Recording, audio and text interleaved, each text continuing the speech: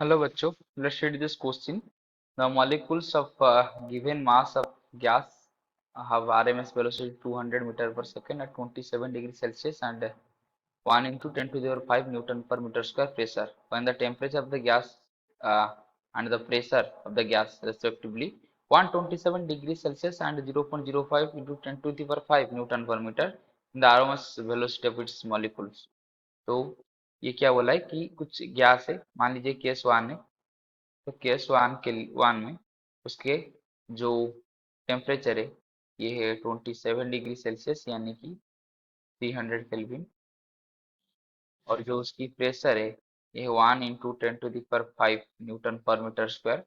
और जो भी RMS है ये कितना है 200 metre per second. Similarly case to में क्या हो गया, जो T2 है इधर ये है 127 डिग्री सेल्सियस यानी कि ये आ जाएगा 400 केल्विन। और जो P2 है ये है 0.05 into 10 to the power 5 Newton पर मीटर स्क्वायर। और जो भी RMS होगा सेकेंड केस के लिए तो इसको हम V2 मान लेते हैं, इसको हम फाइंड करना है। तो उसके लिए जो की कंसेप्ट है,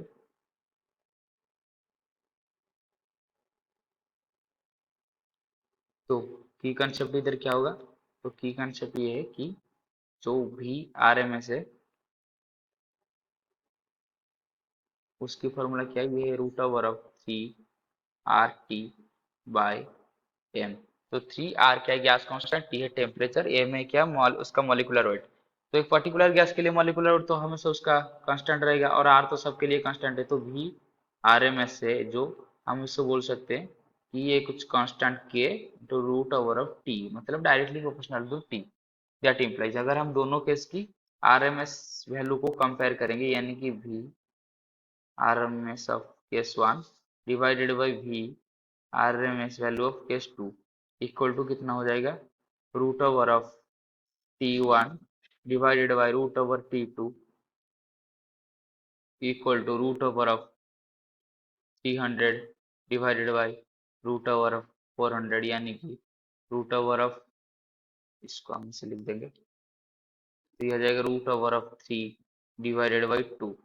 दैट इम्प्लाइज VRMS 1 केस के लिए कितना दिया था, तो ये दिया था 200 मीटर पर सेकेंड। तो ये आ गया 200 metre per second into V divided by VRMS in case 2 equal to √3/2।